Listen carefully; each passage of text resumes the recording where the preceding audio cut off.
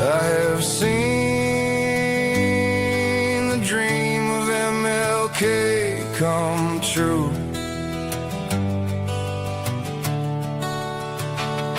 I have seen Martin's dream of justice alive and well. When at Thanksgiving my family sits down to break bread together with folks of many different races, ethnicities, religions, my family sees Martin's dream, and we only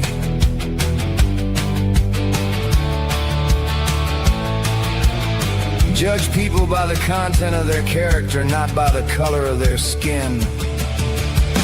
I have a dream that my 4 little children will one day live in a nation where they will not be judged by the color of their skin, but by the content of their character. I have seen the dream of MLK come true. I have trusted my life in the hands of many, a black brother, a brown brother, and an immigrant brother in the military, and they have saved my life countless times. I saw Martin's dream alive and well. Many times my destiny was tied with my brother's destiny as we served our America in combat overseas. We did not care what color of skin our warriors brothers had, what adult sexual partner our warrior brothers had, or what religion they practiced or did not practice. Martin said, it must not lead us to distrust all white people, for many of our white brothers, as evidenced by their presence here today, have come to realize that their destiny is tied up with our destiny.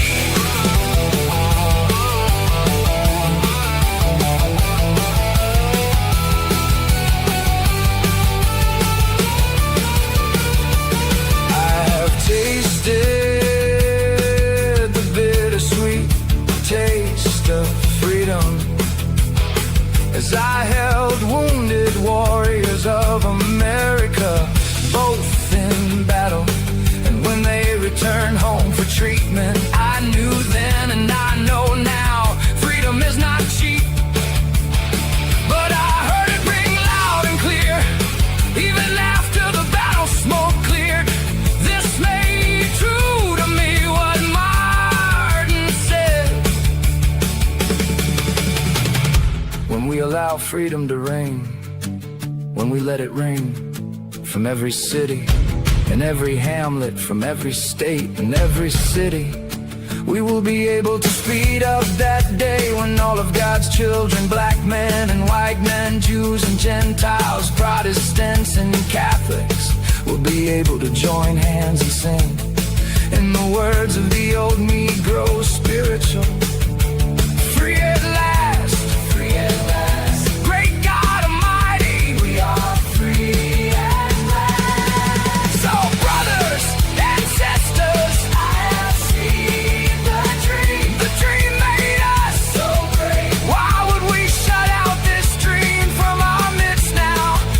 Told by another leader that America is the land of opportunity, but we see these opportunities dying with our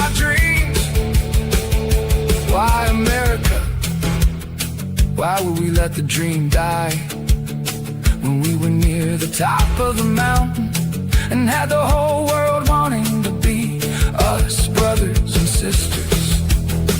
It's so much better to be loved and respected. That is real power. Now, we want to be the feared bully of our own people and other nations. In the past, I heard fools say they hate us because we ain't us. Now I say the rest of the world doesn't want to be us anymore. The rest of the world thinks we have lost our mind, and we are the dangerous neighbors that will rob them in their sleep. This is not Martin's dream.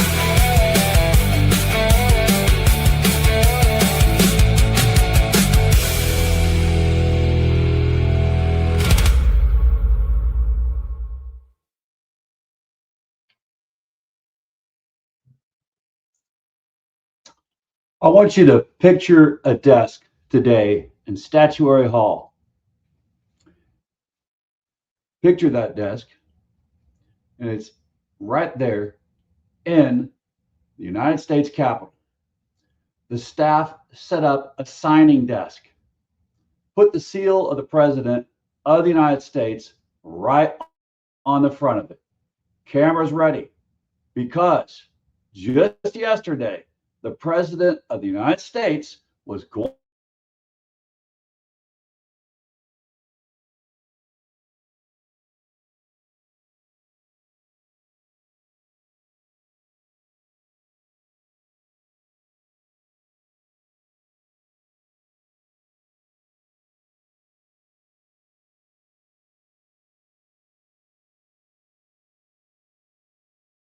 to a place to real bipartisan thing Washington has done in, I don't know, how long?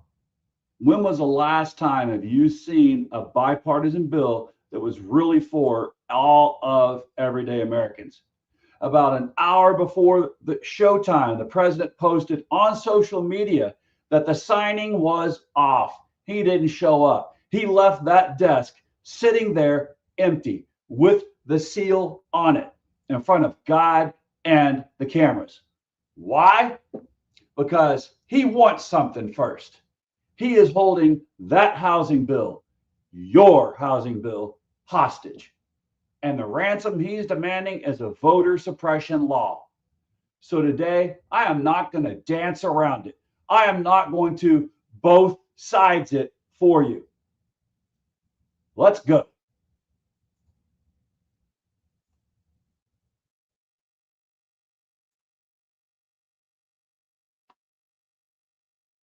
So, then under.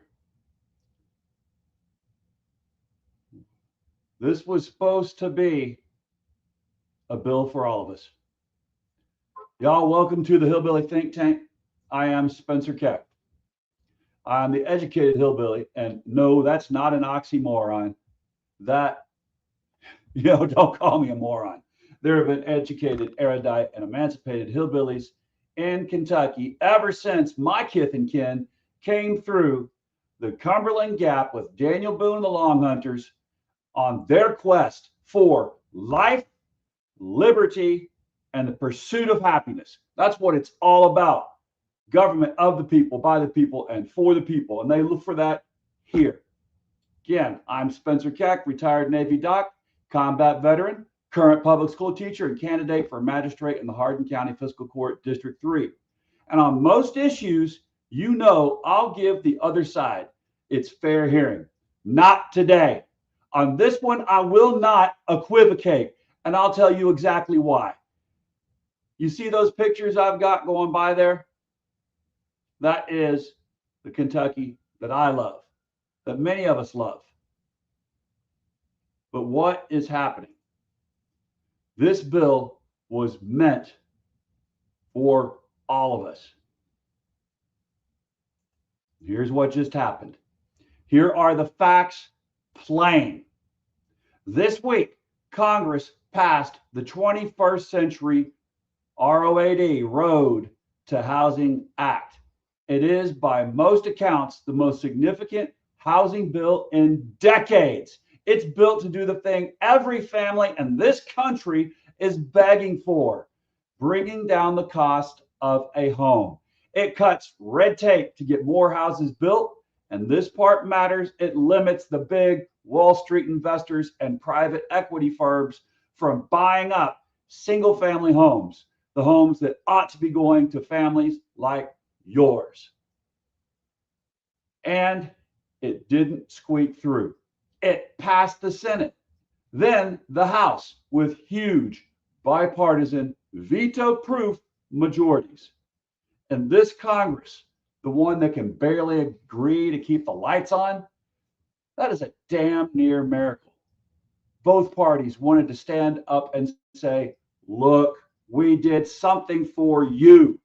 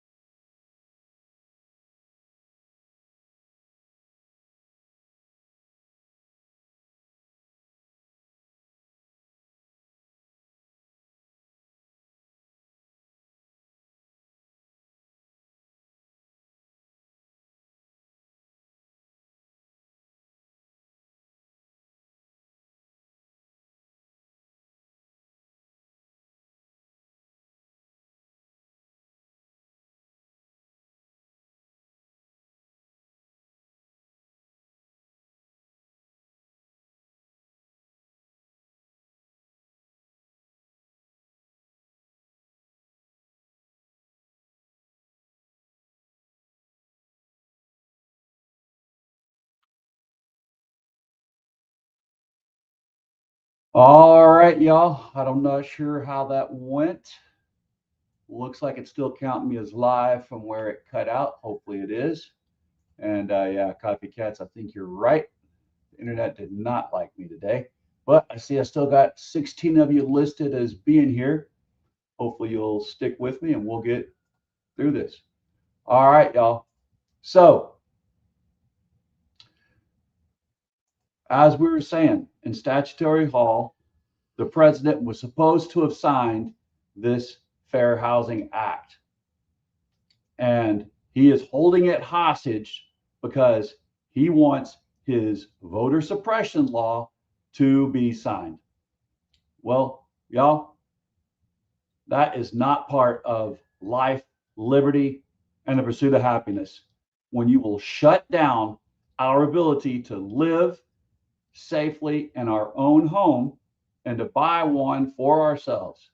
So we're here. We're not going to equivocate. I'm not going to try to play the other side's point of view to give you the devil's advocate side. No, I'm not going to equivocate on this one because we know that our country is begging for this legislation to go through. As I said, this week Congress passed that 21st Century Road to Housing Act, and it is the most significant housing bill in decades. It's built to do the thing every family in this county, in this country is begging for. Bring down the cost of a home, cuts that red tape to get more houses built, and this part matters, it limits the big Wall Street investors and the private equity firms from buying up single family homes, the homes that ought to be going to families like yours. Now, it didn't squeak through, it passed the Senate and the House with veto-proof margins, and that's what matters. Don't forget that part. We're going to get back to it, but that's extremely important because we know this Congress, they can't, even vote on how to keep the lights on, and it's a miracle that they passed this, but they wanted to let us know they did something for us. Finally, the president, he was set to sign it. He had a huge press release ready, and then in the last minute, he announces he thinks this thing is of minor importance compared to his voter suppression bill, and said he will not sign this housing bill until his voter suppression bill is signed. He believes suppressing the vote is a national emergency. So let's be precise about what that is. It's leverage. He's using your housing relief as a bargaining chip to force through an elections bill. Now, because the housing bill passed with that veto-proof majorities, it can actually still become law in 10 days, even if he never picks up that pen that he's so proud of, that little magic marker, as long as Congress stays in session. This was a choice to withhold the win, to stomp on a bipartisan victory, and to yank the country's attention back to the one thing he wants more than lowering housing costs. He told reporters to see what happens with his voting bill first. The relief can wait, he's saying.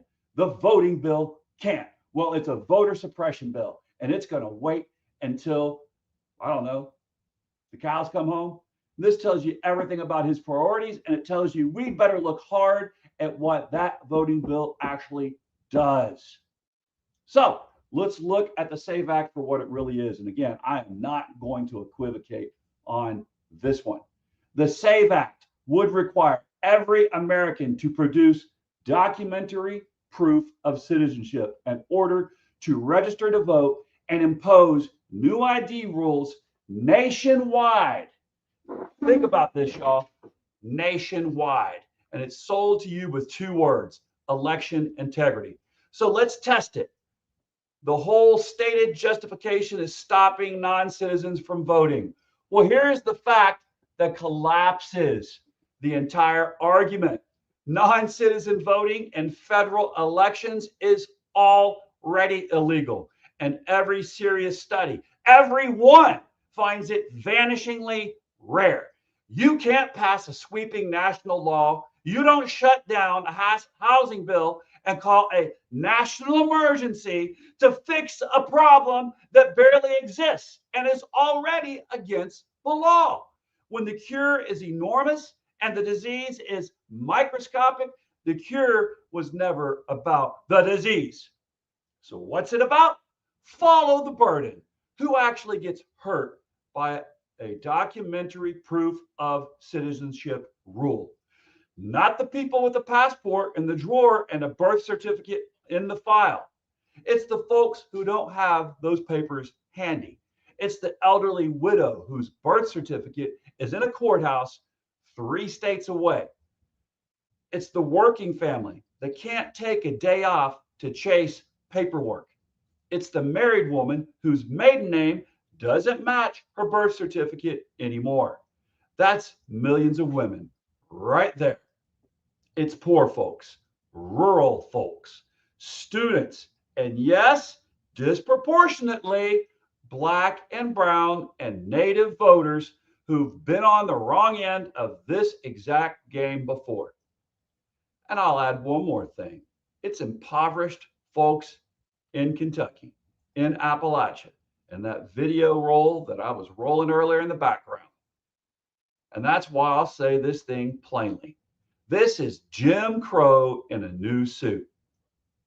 Now, I'm not telling you they're bringing back the literal laws of 1955. I'm telling you, the same machine, Jim Crow, didn't usually say, we don't want these people voting out loud. It said poll tax. It said literacy test. It dressed up exclusion in a neutral sounding requirement and then applied it so that the right people sailed through and the wrong people got turned away. A proof of citizenship paperwork hurdle aimed at a fraud problem that's already illegal and barely exists. It's the same machine in a new suit. I've read my history. I teach this history. I know the pattern when I see it.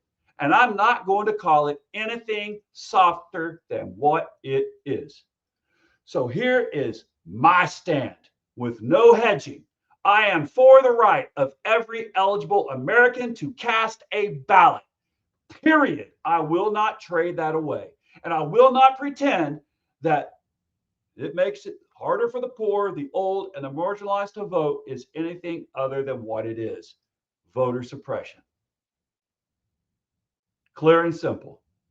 And that's not what I trailed around the world fighting bad guys for, and to come back and then see that the whole rights I was defending, such as voting rights, are now going to be stomped on after all the years I spent in combat to defend democracy here in this nation? Forget about it. So let's look at this hypocrisy, because we got to stay tight on voting rights. Here's the bitter irony on the housing half of it. The very thing this bill does, stop Wall Street from gobbling up single-family homes, is something the vice president himself has stood up and railed against over and over. He said out loud that we give big investors cheap money and let them buy homes that by all rights should go to American families. Well, here was the bill that finally did something about it, and his administration just torpedoed it. So you tell me whether all the tough talk about Wall Street and housing was ever really real, or whether it was just a costume too, especially from a man whose own political rise was bankrolled by Wall Street and Silicon Valley billionaires. Follow the money. It usually tells the truth. Look at where Vance's money came from those Wall Street and Silicon Valley folks. Same folks that are buying up single family units to resell them or to re-rent them. All right, y'all, let's bring it home. Let's bring it home to Hardin County. What does a desk with nobody behind it in Washington have to do with us?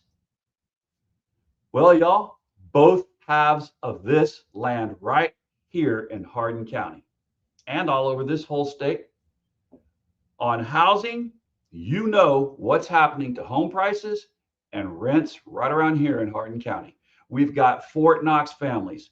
We've got young folks, young couples trying to buy their first place in Elizabethtown and Colesburg and Youngers Creek. We've got Blue Oval that's come and gone, but when they come again, they're going to have families that need somewhere to live. When they come here to work, they finally open up that EV plant again, that battery plant down there. You know, we've been waiting for it. Now, do we need a bill that builds more homes and keeps Wall Street from buying up our neighborhoods? Yes. And that's not abstract to Hardin County.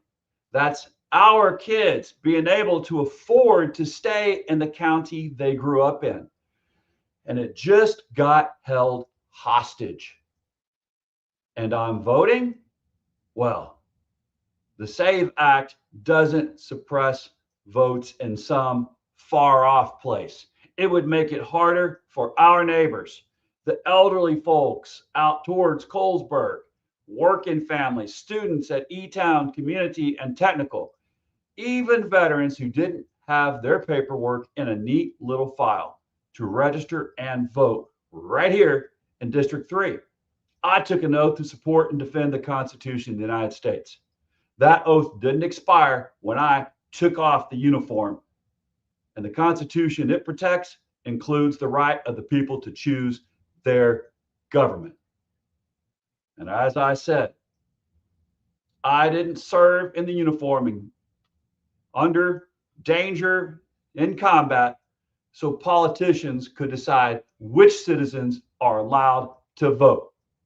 So I do not support Trump's blocking of votes. I want everyone to be allowed to vote. Everyone should be allowed to vote. Every citizen of this United States deserves that right to vote. Now I'm running for magistrate. I won't get a vote on a federal housing bill or a federal elections bill, but I'll tell you what this seat is about, and it's the same principle: life, liberty, and the pursuit of happiness. You cannot pursue happiness without a roof over your head, and you cannot keep your liberty if they can quietly take away your vote. A man who'll hold your housing hostage to thin out the voter rolls is working against both. So I won't be silent about it here or anywhere. Housing for the people, yes. Voter registration dressed up in a new suit, no. And there is no version of me that splits the difference on that. And there shouldn't be a version of you that would split the difference on that.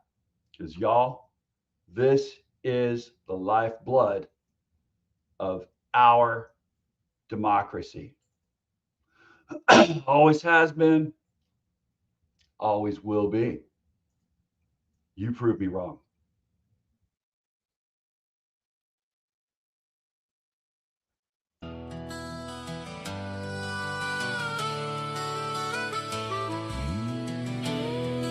Y'all, I'm Spencer Keck, the educated hillbilly, and this has been the Hillbilly Think Tank. Come to a fiscal court meeting, bring your hardest question. Whether I earn your vote or not, I'll answer. I'll see you there. Keep thinking deeply. And remember in Kentucky, united we stand, divided we fall. It isn't just words on a flag, it's the glue that holds us together. Because if we love our neighbors as ourselves, and we recognize that, yes, we are our brother's keeper and our sister's keeper, then we cannot be divided, and we will not fail. Remember, everyone deployed overseas, and bless your corazón, that's Spanish for heart. dream that my 4 little children will one day live in a nation where they will not be judged by the color of their skin, but by the content of their character. I have seen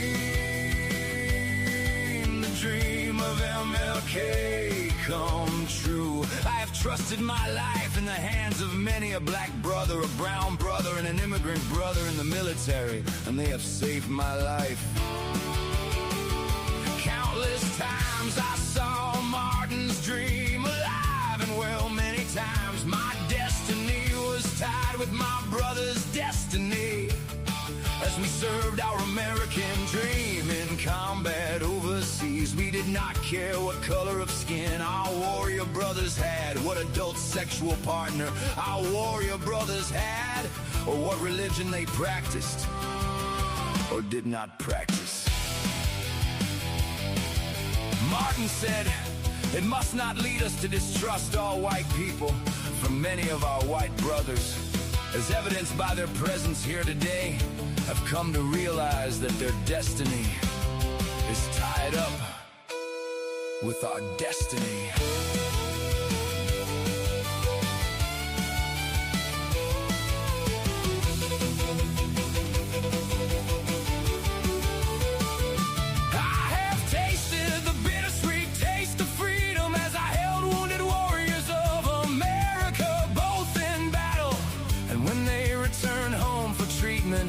I knew then and I know now, freedom is not cheap, but I heard it ring loud and clear.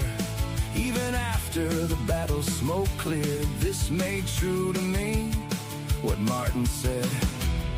When we allow freedom to ring, when we let it ring from every city and every hamlet, from every state and every city, we will be able to speed up that day when all of God's children, black men and white men, Jews and Gentiles, Protestants and Catholics, will be able to join hands and sing in the words of the old Negro spiritual. Free at last, great God Almighty, we are free at last. Oh,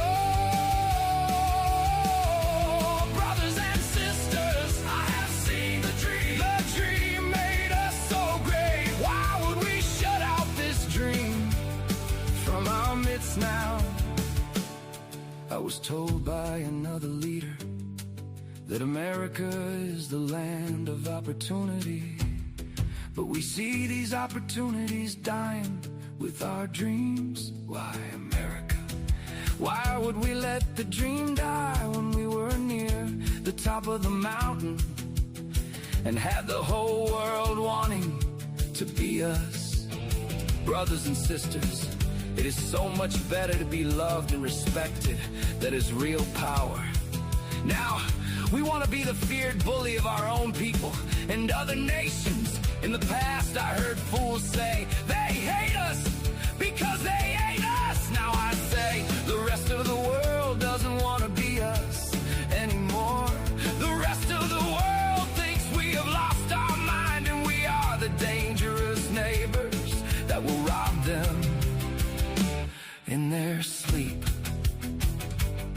This is not Martin's dream.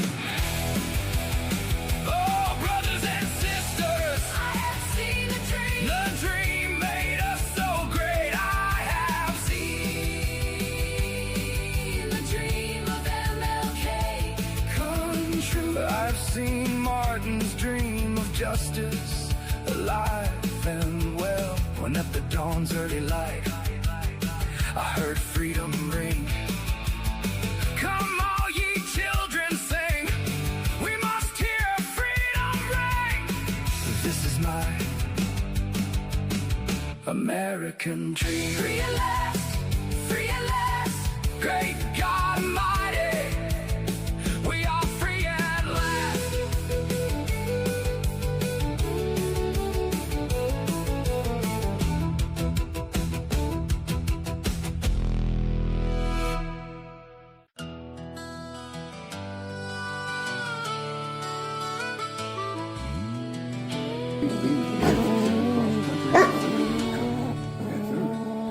I've seen the dream true.